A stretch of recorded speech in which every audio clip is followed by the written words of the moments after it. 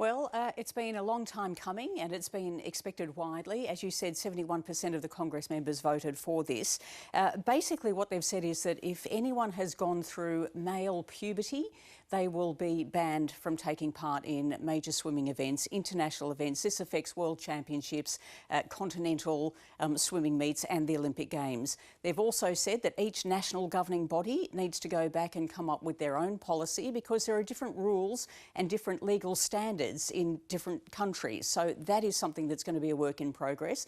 They've also said they're going to look at something like an open category for transgender women swimmers, which would be interesting because there are just so few of them. The level of competition will be extremely limited, but we're yet to see if that comes to fruition. There are very powerful lobby groups that have been organised by former swimmers, former elite athletes, Martina Navratilova, all sorts of Olympians and women who fear for this idea that the fairness of sport is going to be compromised if transgender women are allowed to compete. Now, one of the swimmers that addressed the delegation before they had their vote was Australian's Olympian Kate Campbell, a world champion and an Olympic champion. Let's have a look at what she had to say.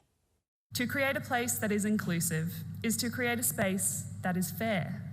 Transgender, gender diverse and non-binary athletes' inclusion in the female category of elite sport is one of the few occasions where these principles come into conflict. The incongruity that inclusion and fairness cannot always work together is one of the reasons why it is so difficult to talk about this topic.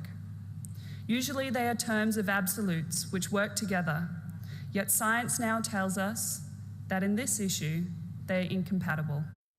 Which is really interesting because a lot of it comes back to the science, but the science that is being relied upon by a lot of sports governing bodies is being picked and chosen rather selectively because there is still quite a valid debate in the scientific field. And what a lot of people have to go on, the most crucial details they have to go on is the lived experience of transgender women athletes themselves. Hannah Mounsey is one of those. She spoke to News Breakfast a little earlier.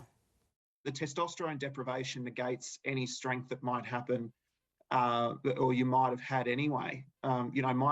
From my experience, my bench press in 12 months went from 150 kilos to 60.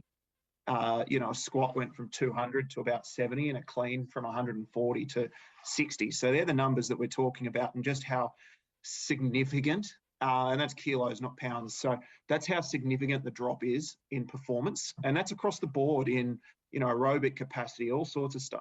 As you can expect, there's been a pretty ugly reaction on social media. There are concerns, of course, for all transgender women athletes now because they are being targeted once again, as they were during the federal election when this became an issue. And there has been some discussion that this is the most divisive issue in world sport since apartheid.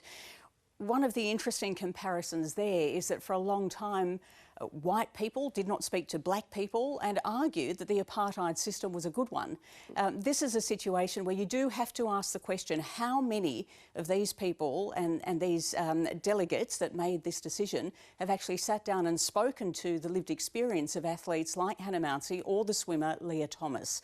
It seems to me there will be a fair way to go and there will probably be legal repercussions